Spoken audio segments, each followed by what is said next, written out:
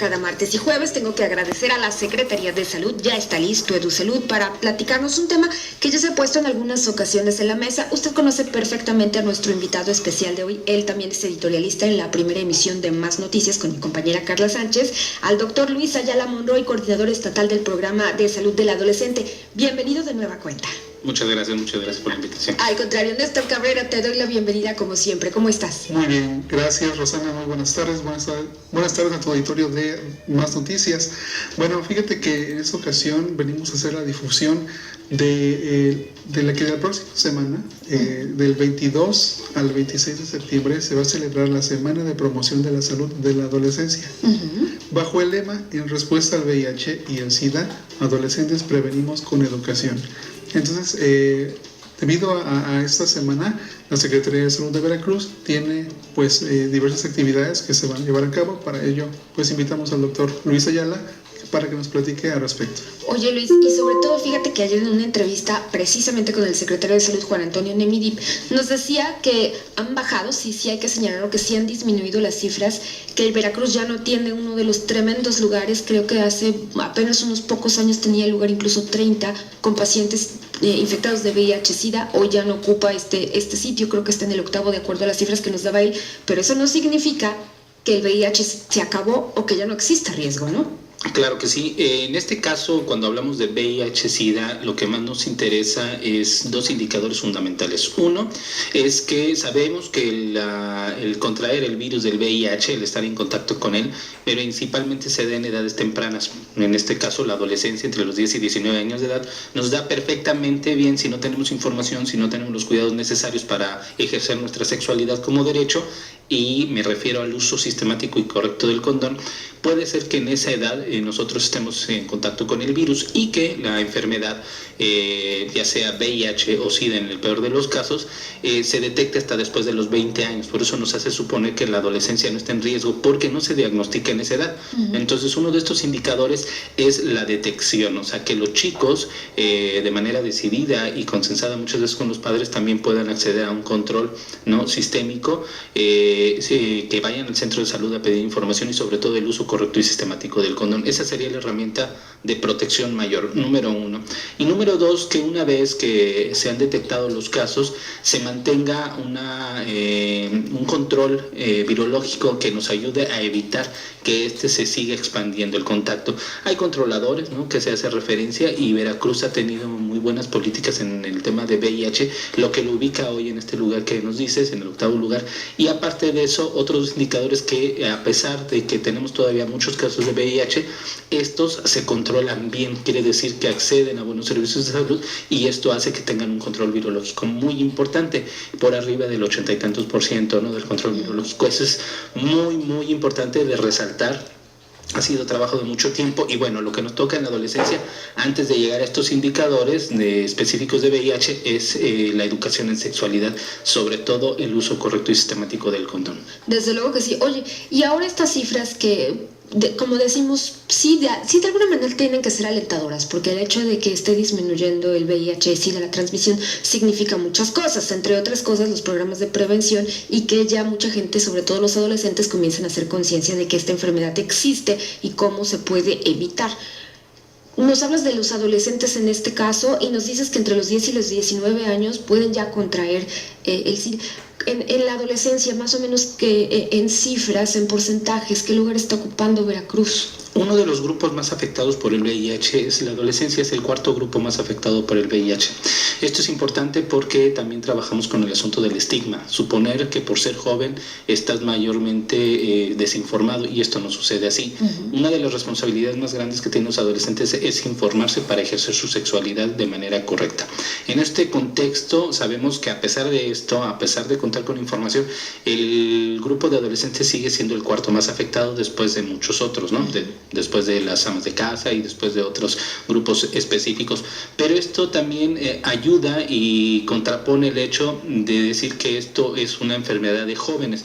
En realidad, las condiciones que necesitas para adquirir el virus del VIH son dos cosas. Una, desinformación en educación en sexualidad, o sea, que no tengas información necesaria para protegerte, porque educación en sexualidad siempre hay. El hecho de que tú en casa recibas información sobre que la primera vez que tienes un contacto no tienes riesgo, eso ya es educación en sexualidad mala, pero lo es.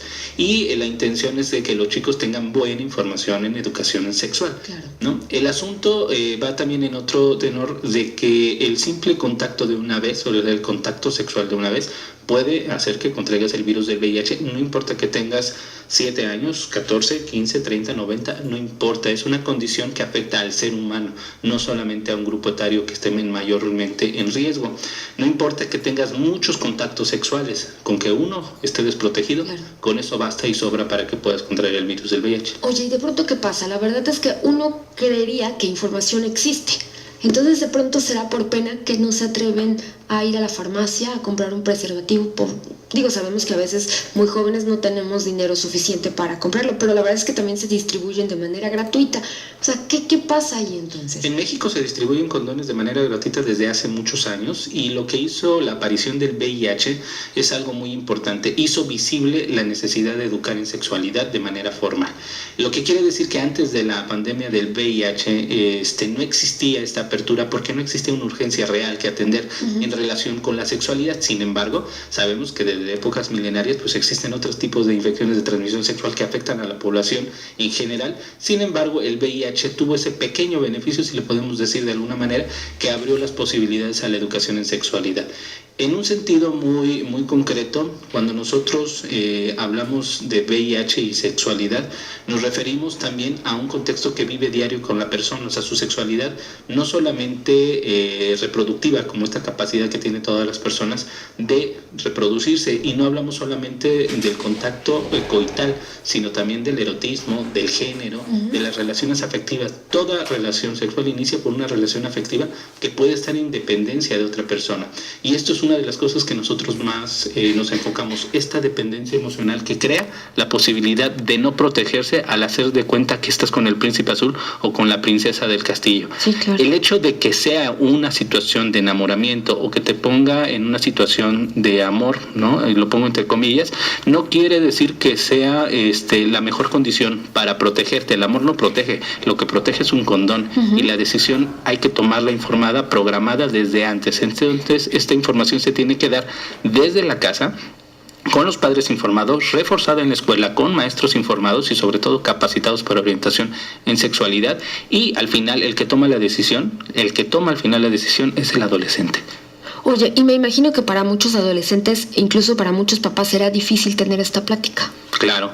El asunto es de que creemos que los papás deben de tener toda la información y todas las respuestas del mundo, y empezamos a platicar sobre sexualidad no con lo que sabemos de manera informada, sino con lo que suponemos y aprendimos en casa. Entonces se replican patrones de conductas que ponen en riesgo al adolescente o al niño, informando sobre asuntos como que la primera vez no pasa nada, si te pones doble condón es mayor protección, si no tienes contacto sexual coital no va a pasar nada, entonces puedes tener otro tipo de prácticas sexuales y es de menor riesgo. Y entonces todo esto va creando ya no solo mitos, sino falacias, claro, ¿no? Intencionadas para que una persona tome decisiones mal informadas y obviamente lo pone en riesgo. La analogía que utilizamos muy comúnmente es el hecho de que si tú quieres que tu hijo maneje algún día un vehículo, es obvio que no lo vas a presentar el primer día con el vehículo y le vas a decir anda en carretera a 200 por hora. Necesariamente necesitas platicar mucho tiempo antes con él, necesitas informarle sobre los riesgos de tener un vehículo, sobre las medidas de precaución que debe de tener, y obviamente el cuidado orientado, manejar el vehículo al lado del papá, pues es muy diferente a manejarlo solo. Lo que debe de suceder en sexualidad es esto, que los padres se vuelvan modelos a seguir, que ellos puedan hablar con sus hijos mucho tiempo antes, desde que son pequeños, sobre sexualidad. Si no sabes, oriéntate. Si no sabes, pregunta. Y esa es una responsabilidad del padre. Asume la responsabilidad de la humildad, decir, en este caso de sexualidad no sé, y entonces voy y me pregunto. Y ahí viene el clásico, nadie nos enseña a ser padres. Es cierto, nadie nos enseña, sí, pero sí nos enseñan a dar orientación de otra manera, y eso sí es tu responsabilidad como papá. Y una vez que se ejerce con el ejemplo, porque la palabra jala, pero el ejemplo arrastra, si queremos hijos que estén informados y que sean sanos, tienen que tener padres informados y que busquen su salud en el mejor de los beneficios para alcanzar sus objetivos. Sabemos que muchos de los chicos que ejercen su sexualidad de manera desinformada vienen de familias donde el tema de la sexualidad no se platicó, no se orientó, y es casi un tabú, es un tabú. Sí, pues desde luego, ¿no? Oye, y cuando sucede este caso que tú ejemplificas bien, en el que los papás a veces no quieren hablar, aunque conozcan y aunque sepan, no quieren hablar del tema, a veces en la escuela hay información, pero quizás no sea la suficiente y caen en el error los chicos, los jóvenes, pues en contárselo al amigo que a lo mejor está más desinformado que él mismo. ¿Qué pueden hacer? ¿Pueden acudir a ustedes, por ejemplo? Claro que sí. Lo que les pedimos mucho a los papás, cuidadores, padres, madres, cuidadores, maestros, orientadores, conserjes, lo que sea en contacto con adolescentes, es de que si no tienes la información, busques información y mejor no la des si no estás seguro totalmente de que esta información sea científica, completa y laica, que no venga plasmada de tus preceptos o tus conceptos sobre sexualidad. Eso es un acto de responsabilidad social. Esto lo debe de saber la población.